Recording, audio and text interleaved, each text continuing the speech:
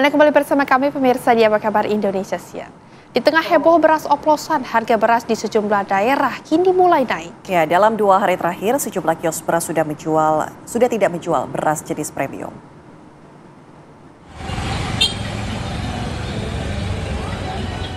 Harga beras di sejumlah pasar tradisional di Lebak, Banten mengalami kenaikan di tengah heboh beras oplosan. Di pasar tradisional Rangkas Bitung, beras medium dijual Rp14.000 dari sebelumnya Rp12.000 per liter. Harga beras premium dijual hingga Rp16.000. Sejumlah kios beras sudah tidak menjual beras jenis premium. Atuh ini gimana mau diteken dan diteken udah pakai 10 itu. Oh, bayar 10.000. Iya. Naik. Beras perah 14 cuma lebih mahal. Mahal banget ini. Iya, yang perah, yang pulen mah beda. Jangan dimarahin aja gitu, ibu mah aduh kasihan. Udah nenek-nenek sama kakek-kakek. Menurut pedagang di Pasar Kosambi, Kota Bandung, Jawa Barat, dampak heboh beras oplosan justru pembeli banyak beralih ke pasar tradisional. Beralih ke pasar tradisional. Jadi kepercayaannya tuh jadi menipis ke pihak-pihak yang itu kan, yang barang-barang yang dijual oplosan itu kebanyakan di pasar modern, di supermarket. Sementara di pasar tradisional Kota Cimahi, Jawa Barat, harga beras naik hingga Rp1.000 per kilogram sejak sepekan ini. Sejumlah warga mengurangi jumlah pembelian. Ya, belinya paling sedikit-sedikit aja dulu, secukupnya dulu. Biasanya berapa banyak, Bu? Ya, paling 10 gitu. Sekarang paling 5 atau 3. Warga berharap harga beras kembali stabil seperti sebelumnya. Tim TV One mengabarkan. Artinya untuk kadar airnya juga ini ya, Pak ya, yang Pemirsa, dampak dari beras oplos yang dijual dengan harga premium, Menteri Pertanian Amran Sulaiman berharap harga beras bisa segera turun sesuai dengan kualitasnya. Diketahui pemirsa sebanyak 212 merek beras di pasaran terbukti tidak sesuai dengan standar mutu alias beras oplosan. Diketahui beras dengan standar premium dicampur dengan beras standar premium kemudian dijual dengan harga premium. Menteri Pertanian Amran Sulaiman berharap harga beras bisa segera berubah menyesuaikan kualitas yang ditentukan oleh pemerintah.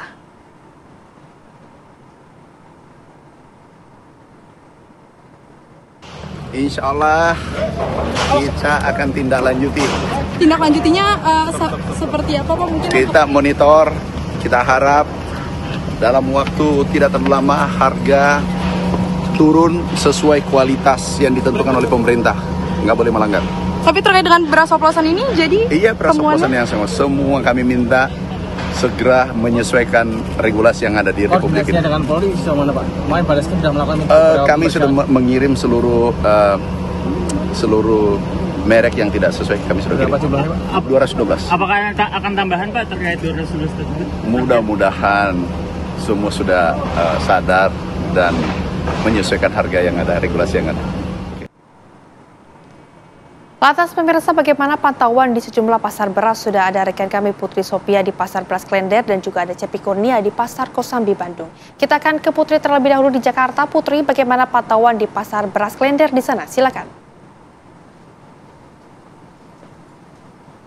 Ya, setelah Kementerian Pertanian dan Satgas Pangan menemukan bahwa dari 212 merek beras premium, 85% diantaranya ini terindikasi sebagai beras oplosan. Kami memantau memang untuk situasi terkini di Pasar Klender yang menjual berbagai beras ini masih terus ada. Pemirsa, berbagai stok beras ini masih cukup banyak, begitu yang kami pantau, yang mana memang dalam isu beras oplosan ini ada beberapa modus yang dilakukan oleh oknum-oknum, yakni salah satunya adalah dengan mengoplos kualitas beras premium dicampur dengan beras kualitas rendah.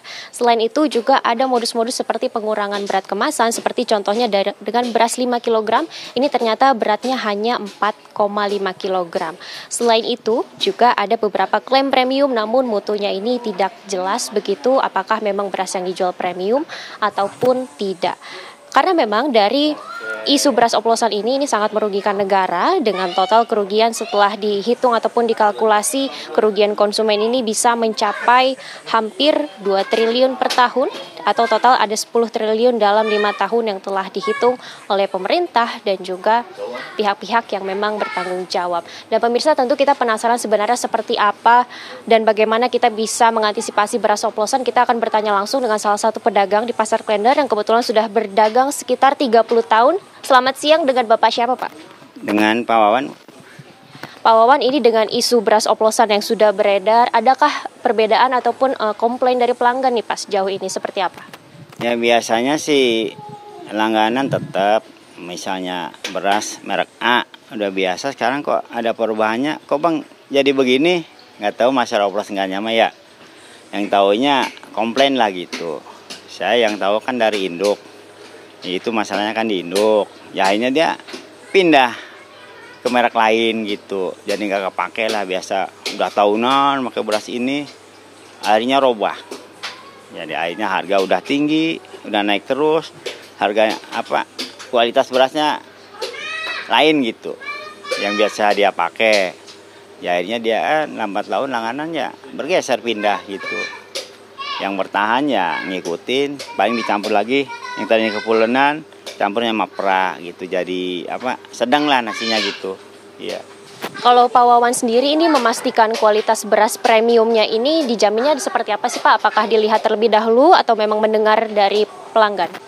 Kalau saya sih, kalau isu dari media ya benar kalau lihat tuh. Cuman kita nggak bisa membedakan beras tuh mirip sama ya. Taunya tuh dari pelanggan komplain. Komplain aja pelanggan tuh komplain. Kok Bang beras jadi begini? Kita kan langgan A, langgan B tuh masing-masing beras. Misal beras Bandung, apa beras Solo, apa beras merek Jambu misalnya. Kok sekarang kualitasnya lain Bang gitu. Harga udah naik katanya. Terus apa? Kualitasnya lain. Ya ada gambaran kalau isu begitu ya nggak tahu ya. Yang tahunya saya tahu kirim dari induk aja gitu. Iya begitu. Pak, sebenarnya harga beras premium sekarang dengan sudah ada isu beras oplosan ini seperti apa Pak? Apakah makin naik atau seperti apa? Kalau penjualannya menurun. Orang biasa langganan ini akhirnya komplain pindah. Gitu, pindah, harga udah naik, pindah. Ya kan harusnya kalau dari pemerintah, ya saya dengar sih diserap sama Bulog, dari petani lagi soal pangan bagus, oke. Tapi kenyataannya kok naik. Di induk aja sampai susah. Iya. Bisa tiap minggu per minggu tuh naik terus, dari bisa naik Rp1.000 lah per karung. Apa per kilo. Kalau per karung bisa 50.000, bisa lebih. Kita nggak bisa ngejual. Kita beli misalnya 700 harus jual 72. Sekarang modal udah 725. Ditaikin nggak mau. Gitu. Jadi susah lah. Saya mohon pemerintah lah, tolong stabilkan lah. Kasihan rakyat pada tahu sendiri kan ekonomi sekarang. Udah pada naik semua, mahal semua, pajak tinggi. Keder saya gitu. Iya. Baik, untuk cara menyiasatinya menghadapi isu dan juga kenaikan harga ini kalau dari Pak Wawan seperti apa? Ya kita mah ngikutin aja lah, yang penting ikutin aja ya, walaupun untung tipis ya mudah-mudahan beras turun lagi, kita kan bisa harga keganti lah dari turunnya itu, kita nahan dulu harga, kalau udah stabil ya kita samakan lagi gitu Neng, ya. Terima kasih banyak Pak Wawan atas bincang-bincang tadi kita sedikit mengenai isu beras oplosan yang ternyata tidak hanya merugikan bagi para konsumen tetapi juga para pedagang yang ini mengetahuinya dari para konsumen yang komplain kualitas berasnya menurun. Dan untuk sementara memang pemerintah telah melaporkan kepada pihak kepolisian dan juga Jaksa Agung mengenai kasus ini. Sudah ada sekitar 25 hingga 26 produsen yang telah menarik produknya dan memang sudah ada beberapa yang telah menyesuaikan harga dengan harga eceran tertinggi. Untuk sementara demikian, kami kembalikan ke studio.